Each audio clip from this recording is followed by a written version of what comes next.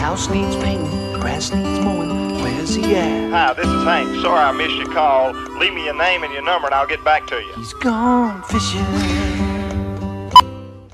Hello, everybody. Welcome to Off the Water with Hank Parker. I'm your co-host, Sarah Beth, and this is... Hank Parker, and we're off the water. We are off the water Off today. our rockers. We're pretty crazy people. How's everybody doing today, man? It's been a while. It's been almost a week since we did a podcast. Almost a full week, right? Woo, It's almost like man, I love doing these podcasts. Yeah, me too. All right, well, I've got a list of questions for you today. So All we can right, finally question get and to answer Q&A. time. Hot seat. I like the hot seat. Yep, since we didn't get to it last time, I figure we'll get to it today. I got dog hairs all over me, Sarah You do. Beth. Why you got? Yeah, you do. You got black Wrangler jeans on. We got. Hey, let me start off telling you about how much I love my dogs. I heard a story the other day, and probably everybody in the world's heard it, but me. I never heard this, and it really got to me because I know how much my dogs love me. When I show up, my dogs, if they could smile, they smile with their tail. They about knock themselves down, wagging their tail. They're so excited. They want to jump up and kiss me, and they don't want me to go in the house. They don't want me to stay out in the drive and love on them, and they just go crazy. They love their daddy. I'm their daddy.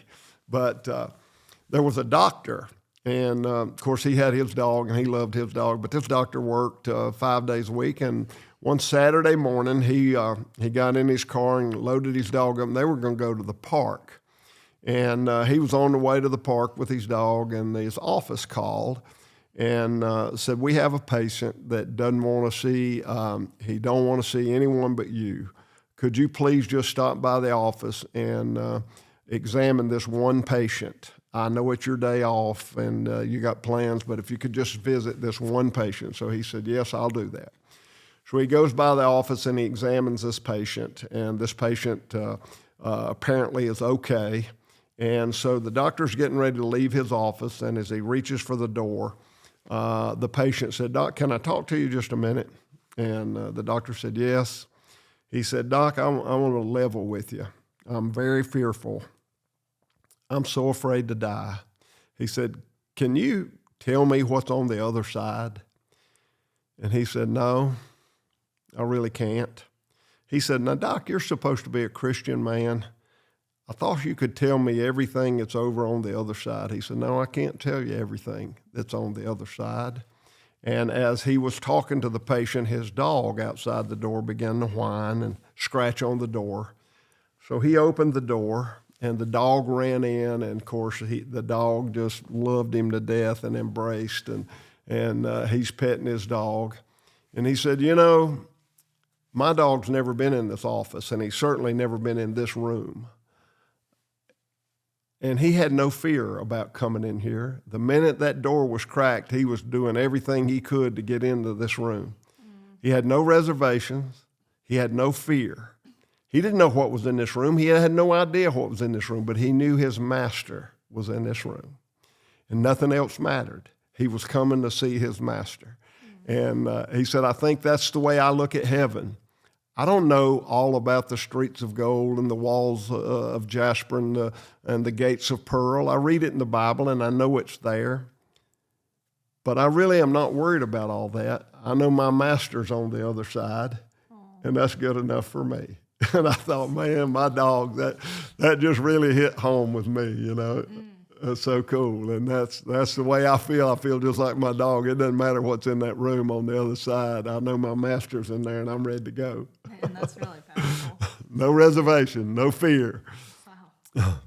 All right, now we're going to hit the hot seat. I got that done, and I'm so grateful for all the blessings. We're here at that time of year. Christmas is coming, and we just finished Thanksgiving and family and friends, and man, it is so cool to be my age and have so many friends. I got so many phone calls, happy Thanksgiving, and all the different well wishes are coming now our way for Christmas. We're getting cards with families and people that we hadn't seen the new edition. They got babies, and I look back, I got a little trophy wall back here, and I got deer heads hanging all over this place, and each one brings back a memory. And I used to think about the hunt, and I used to think about the tournament and the win, and now I think about the friends the people that I met at this event. I talked to Bobby Murray just today. He and I have been friends forever, it seems like. I talked to Bill Dance about probably once or twice a week. I talked to Jimmy. I don't talk to Jimmy that often, but I talk to him for 2 hours at a time when I do talk to him. Fit it in. Jimmy needs that T-shirt, I'm falling and I can't get up. I'm talking and I can't shut up. He and I together, boy, we're a mess. So, but it's so good to have friends, and it's this is a wonderful time of the year, and I enjoy so much all the fellowship and the time we get to spend with family. It's pretty cool. So, all right, now I've stalled as long as I can stall. I'm now on the hot seat. So go for it. Well, last episode, you talked about the way it was. And so we had a question come in. Which one is harder? You said when you grew up, there was not enough information on bass fishing, but now you said that there's too much information. Yeah, that is good. That's exactly what I said. When I was a kid, we didn't have any cell phone. We got a Bassmaster magazine every month, and that was all the information we had. Now, you could, some people had Sports Afield and Field and Stream and Outdoor Life, and you could read articles in there, but Bassmaster was kind of tailored strictly for bass fishing. So you'd get that information, and you'd learn about a new Texas-style hook or a new jig and spoon or whatever it was, and stuff that I didn't know about. I didn't know about grubs. I didn't know about jig and spoons. I read it in Bassmaster. And so you learn. And now kids can pull up. I've just been searching today for baits that are compatible with forward-facing sonar. All the different minnows, all the little different heads, everything that relates to just being able to see your bait on a screen and watch fish come up and bite them. And there's hundreds. There's literally hundreds. And if you don't know the brands, you don't even know how to search it all. It is just so many baits out there that are just kind of designed, or at least these guys that are really good with scoping have figured out these are the right baits and the best baits for that type of fishing. So it's so much information. How do you have all that? Literally, if you went to Bass Pro Shop and you just started down the aisles and you said, oh, I'm going to try this. I hadn't done that. I hadn't done it. You'd have to have a second boat to pull all your tackle in. There is so much stuff. Yeah. And my boat stays a mess because I'm one of those guys. I don't like to want something and not have it. So I got everything somewhere in my boat. Yeah, I've seen. I've seen. Yep. And I thank God for all the storage in a Z521 Ranger because I have got that thing loaded down. Well, yeah. Well, at least it's organized. I will say that about you. You have like those big, what are they? They're like the big gallon-sized Ziploc bags that have all of them and they're labeled on each one what each brand is. So I like that. The new method for storing tackle now in all these heavy-duty zip bags, you can see through them. You don't have to open up boxes. And so I like all that see-through. But with all that being said, it is an overwhelm of information. There are so many lures out there that it's very, very, very difficult for a young person that have not spent hundreds and hundreds of hours on the water to discern when this bait that is out there is the most effective, how it works, and when that application comes into effect. So they read about Jacob Wheeler. They read about Scott Martin. They read about Larry Nixon. They read about Brian Thrift and all these great fishermen and how they caught their fish and what lure they used and all those different techniques. And they want to mimic and do what the pros did that made them effective to win that tournament. And it's just an overload, man. There's a tournament here. There's a FLW there. There's a Major League Fishing here. There's an Elite here. There's an EverStart here. There's boom, boom, boom, boom, boom. And all this information comes out every time somebody catches fish on a certain bait. And so these kids are reading it and they're overwhelmed. So I honestly think not enough information. When you were starved for that information, I think it was easier. I think the kids today have a harder time getting down to the basics and getting a foundation and a platform that they understand. I think there's too much stuff out there. There's too many methods. There's too many techniques. There's too much to discern, so it takes a lot of time. And that is one thing that I've tried to do with high school fishing. I've tried to get these kids, when I go there and have the opportunity to speak to a group of high school fishermen, I try to instill in them the value of building a solid foundation. And I say all the time, I'd rather a kid would get in my boat with just one tackle box full of plastic worms and know how to use them in every different application than I had for a kid to get in my boat that has every fishing lure ever designed. It's packed up, and he's got to have a suitcase rolled down to the dock to get it in the boat. It's just overwhelming. Right. So I tell people all the time, learn one technique and one method at a time and build on it. Learn how, start with a plastic worm. And the reason I say that is a plastic worm is about as versatile as you can get. You can fish it deep, shallow, anywhere in between. You got them that sink slow, that you can wacky rig. You got them that you can put on a drop shot rig. You can put them on a Carolina rig. You can rig them Texas style. You can do so much with a plastic worm, and you can cover the entire water column from top to bottom. And my old buddy Franco Hill used to tell me all the time, he said, Hanky, I know where the fish are all the time. I said, every lake? He said, every lake. I said, where are they, Franco? He said, they're either deep or shallow or in between.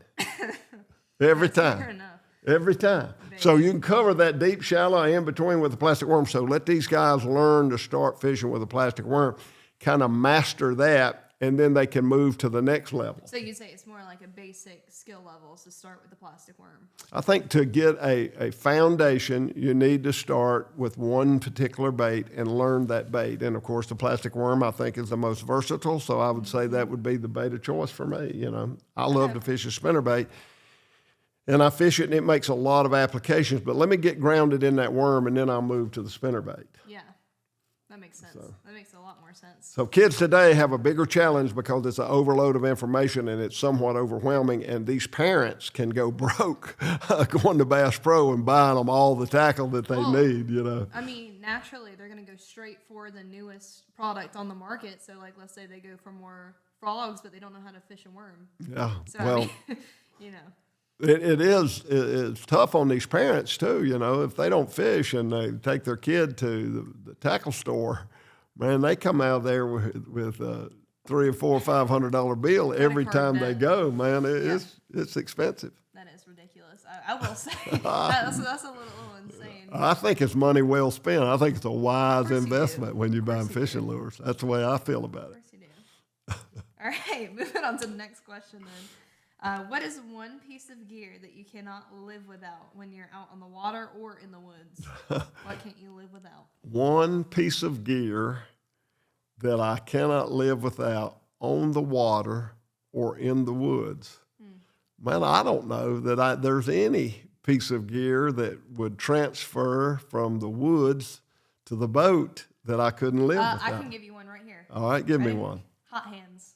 Hot hands. Hot hands. So in August, when you're out fishing, it's 102 degrees. You got to have hot hands? Yeah. No, I'm talking about... Oh, well, now, wait a minute. No, hold on now. I'm talking about when Hank Parker wants to drag me out on the water. In the wintertime. At 7 o'clock in the morning. Well, it's about by the time we get on the water. In the wintertime, I'm freezing my butt off. Those hot hands are a lifesaver. Well, I don't know that there's any one thing that I have to have. Ranger's got heated steering wheel. If you want a heated steering wheel, if you're driving, you can keep your hands warm. You don't have anything that you got to have? Well, I got to have a rod and reel when I'm in the boat, but I don't have to have one when I'm in the woods. When I'm in the woods, I got to have a bow and arrow, but I don't have to have one when I'm in the boat. So I got to have on shoes. What about okay, I got one. I got one thing that I have to have in the boat and in the woods. I got to have a hat. A hat? I got to have a hat. When I'm deer hunting, I want to wear that hat low where I can just duck my head and peek through the beak and bill of the hat and see the deer. And when I'm fishing, I want to block that sun where my solar bat sunglasses will be at optimum performance. All right. Yeah, and to hide your eyes when you fall asleep in the stand, too. Oh, well, That's a story for another day. All right, next question. I saw a post Bill Dance did the other day, and I thought it was funny. He said, "The older I get, the earlier it gets late." The earlier it gets late. Yeah, he's ready to go to sleep in the boat about 4 o'clock. He said, "The older I get, the earlier it gets late." That I can relate to seems fair. that. So, That seems fair. way to go, Bill. All right, next question. How do you handle criticism from people who are against fishing and hunting? You know, that's hard. There are so many people. I'm a dog lover, man, and we talk about dogs all the time. I love my dogs. People say, "Well, I don't know how you can love animals and shoot one with a bow and arrow." You know, I don't know how you can love the outdoors and love fish and stick a hook in their mouth. You know, I mean, it's a different viewpoints, and some people think it's cruel, but some people think it's cruel not to harvest. You know, when I first bought my farm, I brought a biologist down here because I didn't have a clue. People talk about being a good steward of your land. You know, Toxie Hayes at Mossy Oak, he talks about that all the time. Being a gamekeeper, leave the land better than you found it. Be a good steward. Do what it takes to manage your deer herd or your turkeys or your squirrels or whatever wildlife you have. Be a good steward and take care of your wildlife. Well, I didn't know what that meant as far as harvesting does. Everybody said, "Well, you need to harvest some of these doe." And so I brought a biologist from the state of South Carolina down, and we're riding in my car. We hadn't even got down to the bottom field where I really wanted to start and work our way back. And so we're just riding down the little 2-track road that leads to the bottom field. And he said, "I can tell you right now, you're grossly overpopulated." Now, he hadn't even got out of the car. He hadn't seen any deer tracks. He hadn't seen any. He's just looking as we ride. Yeah. And he said, "I can just tell right now you're grossly overpopulated." And I said, "Well, how in the world can you tell that riding in the car?" He said, "Look at your cedar trees. Look at every one of your browse line. Look all down through these woods and look at the browse line. Look at all these green trees. Deer eat on that. Deer are browsers. They eat off of the limbs." And he said, "Right now I'm looking at trees that a fawn cannot reach." Right. They can't reach that. And you may have food plots, you may have grass, you may have all kind of browse that is good. In January, it starts to die off, and by February, it's gone. In March, and it's April before it starts back. 6 weeks' time, those deer are going to starve to death. Right. And he said that's the most cruel thing you can do is allow those deer to starve to death. You got to harvest some of these deer. And so I finally, after we did the evaluation and he looked at all the places where the deer go up the creek banks and they're just shoveled out like I had cows in here. And he said, "Man, you got to harvest a bunch of doe. You got to harvest a bunch of deer, cull bucks, does. You got to take care of your land. You cannot fence in a piece of property and run 10 cows in a 2-acre field. They'll die from malnutrition." He said, "There's no difference in a deer." I said, "Well, my deer can go anywhere." He said, "But your neighbors have got the same issues you got. They got too many deer. So these deer are not going to go over there because they got too many deer. So you've got to figure out a way to harvest." So people are grossly ignorant about that. Let me tell you something about a deer. The most humane thing you can do with a deer is shoot him. When he's 5 years old, at the peak of his life, that's a good time. 6 years old, he's going downhill. 7 years old, he's way downhill. 8 years old, he's losing his teeth. So he'll starve to death. And coyotes eat deer alive. They eat them from the back end. I've witnessed that 25 times in my life, and it's.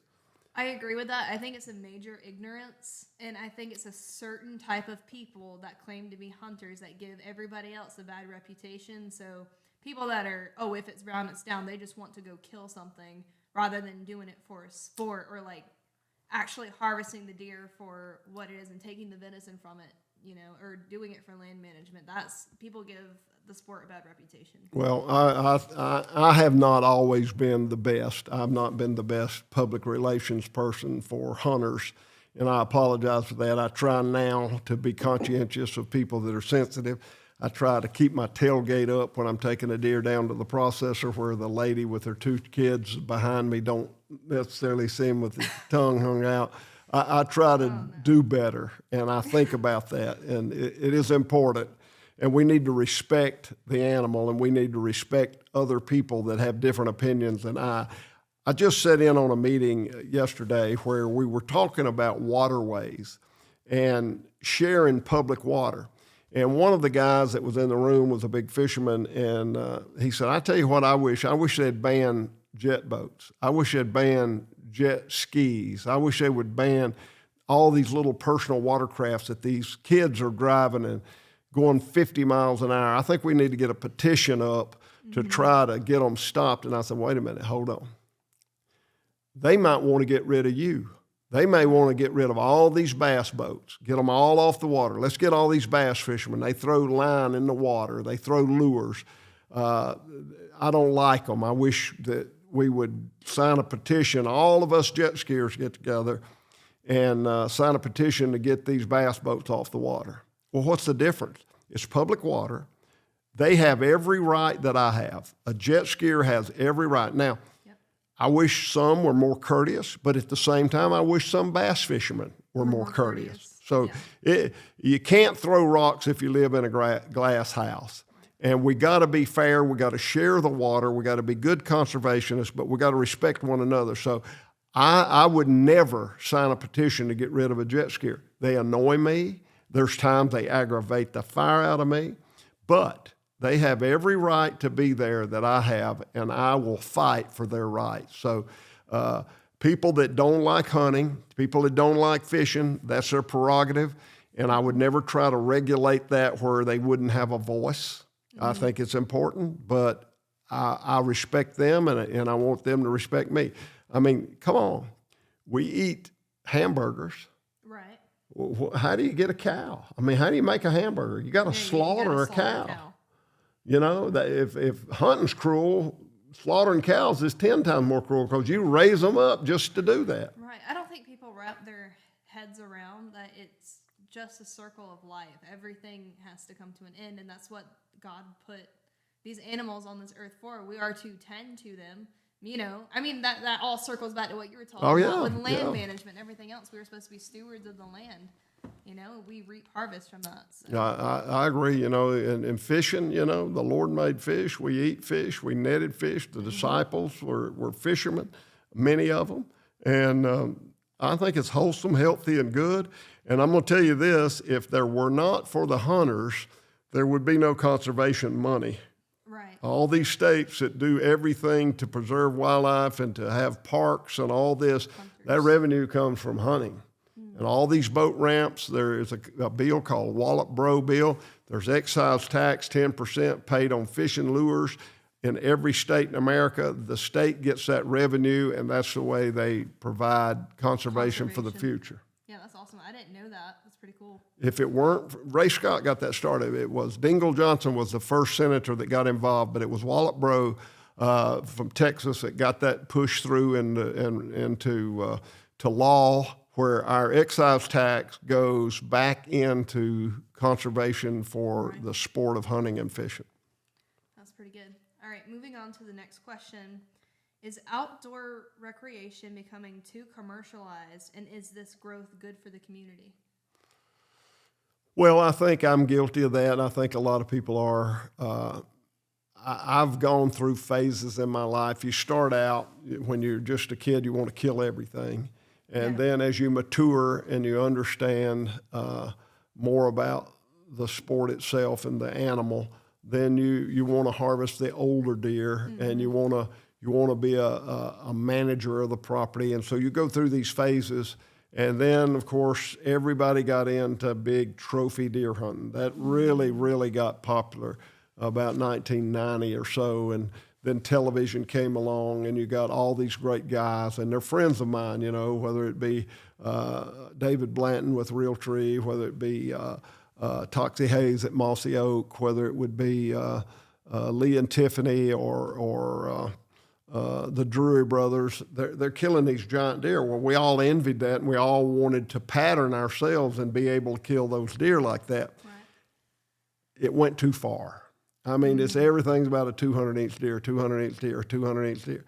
It just got to the point, I don't even like watching somebody harvest a 200-inch deer anymore. All the emphasis is put on the size and the rack, the antler antlers. Yeah.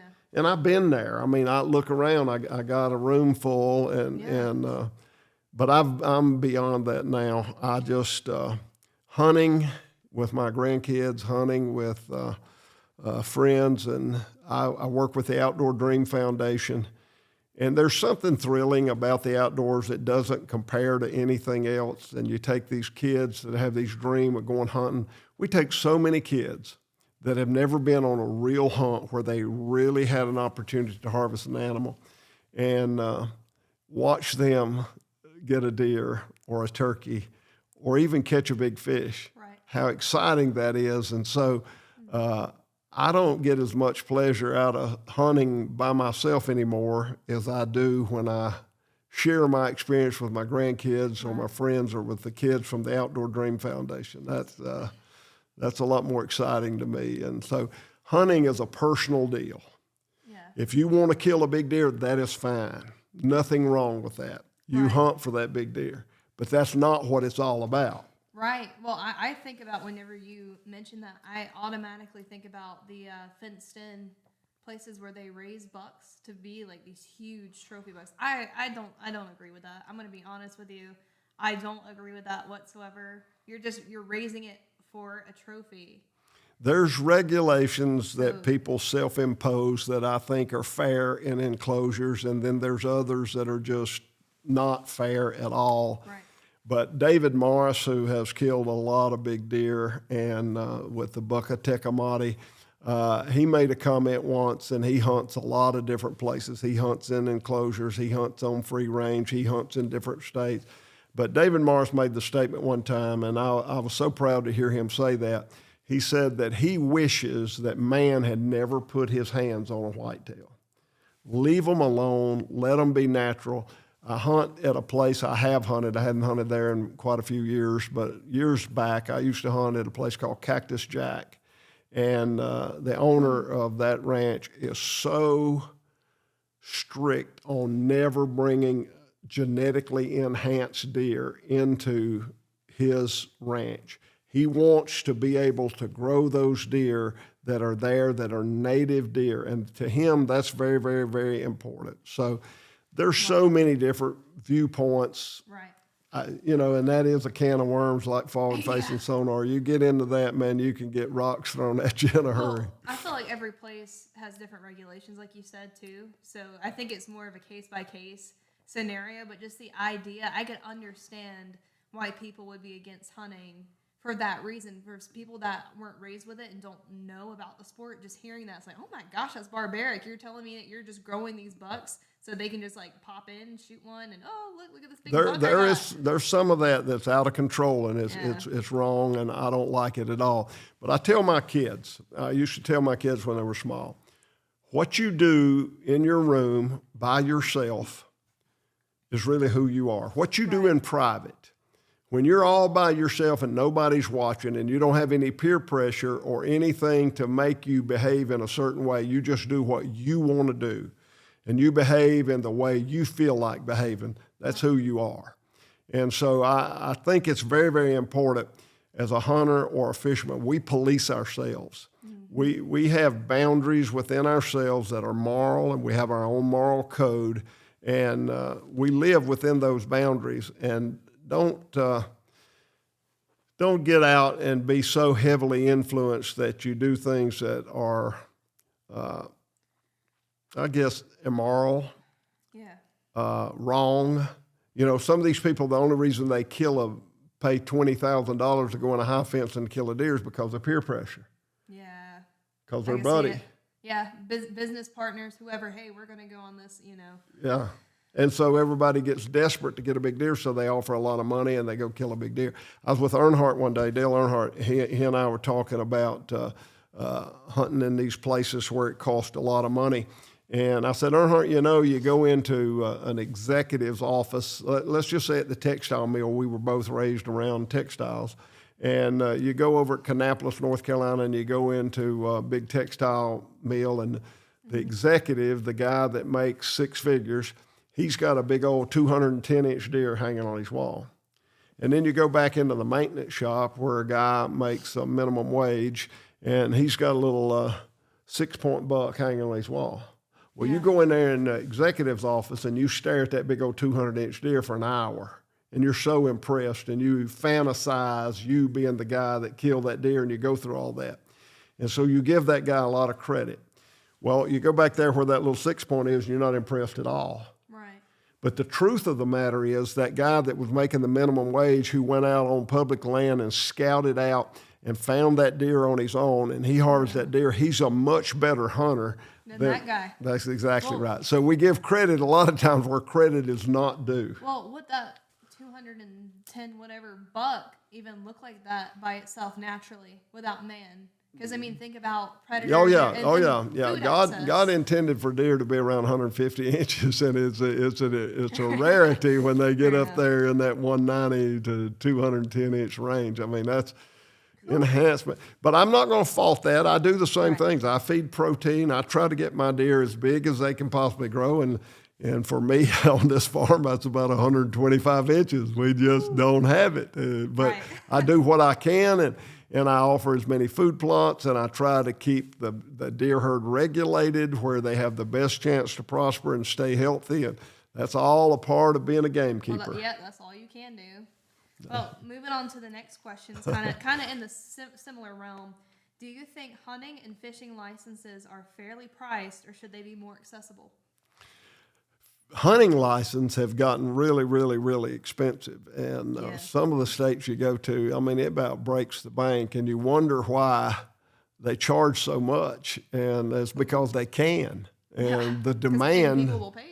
The people will pay it. The demand calls for them to be able to charge way more money than what I feel like is fair. So the states have got to have revenue. That's a big way that they raise their revenue is through license sales. So I understand it, but I wish it was less expensive. And I wish they would let every kid in every state under 18 years old, not 16, every kid in every state under 18 years old fish and hunt for free. Yeah. I wish they did. I wish they let every United States veteran, I wish they let him fish and hunt for free in every state in America. I know that would cost a ton of revenue, but I think our veterans deserve that, and especially our disabled or retired veterans. They should be able to get a license to hunt at no cost anywhere they wanted to hunt. Right, or at least heavily discounted. If they couldn't afford that, at least do like a discount, something. Come on. Yeah, that would really excite me and tickle me. I work with the Patriot Warrior Foundation, and we had hunts out in Texas, down in Three Rivers, Texas, and we would buy their license. If there'd be 3 or 4, 5, 6, 7 volunteers, I know Roger Ragland was a part of that, and Steve Clark. And Steve Clark went way beyond just buying their license. He paid for room and board, food, everything. And but we helped, and if a military veteran who had been deployed that was disabled killed a nice deer and he wanted it mounted, I'd pay for that. And I paid for quite a few, and they were pretty expensive, but it was money well spent. That's awesome, though. Yeah, it was money well spent, man. Awesome. To watch those veterans that have couldn't do that without a person like Steve Clark that put the Patriot Warrior Foundation together and spent all the time and made wheelchair ramps to get them in, made wheelchair ramps where they could get in the showers, and he built a facility just to accommodate them. And man, I wish there were more. And there's quite a few hunting shows. I know the Drurys have done it. There's quite a few hunting shows. Levi Morgan.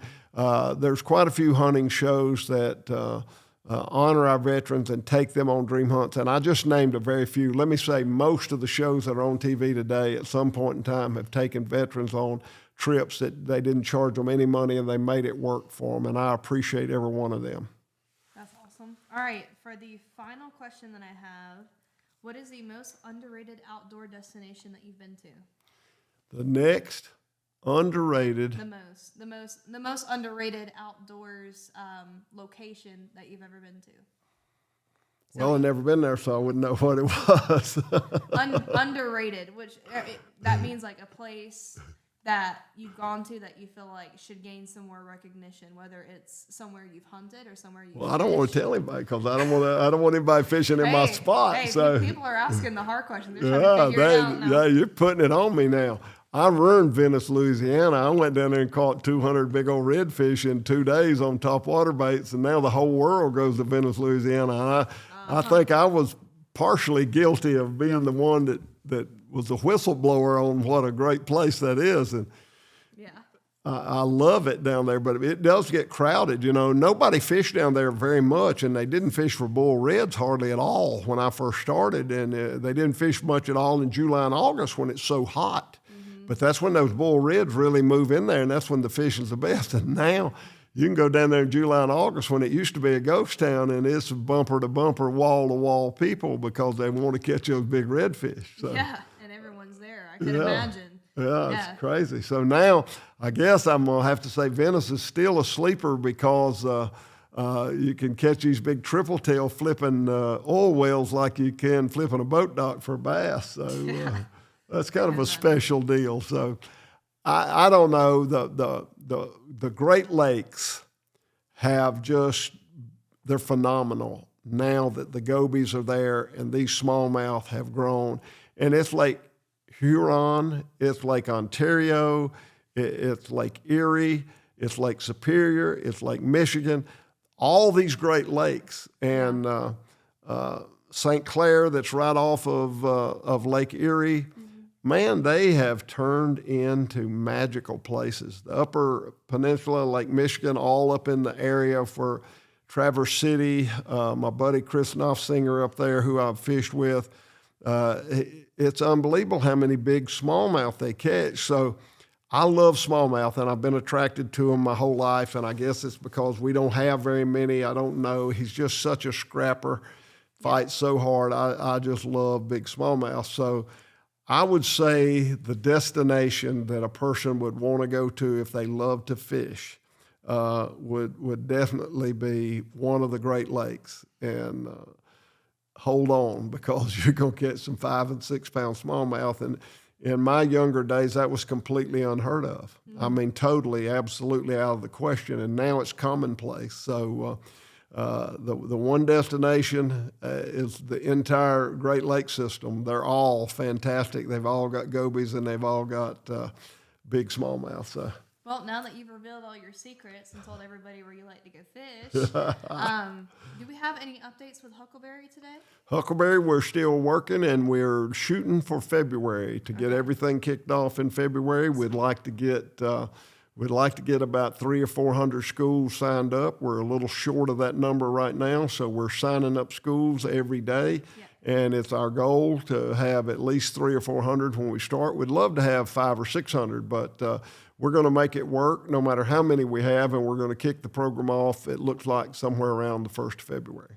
Yeah, and if you are a coach of any of the high school or collegiate bass teams, please reach out to us, and you can sign up. That link for the school form will be in the description below, as well as a link to Huckleberry Apparel.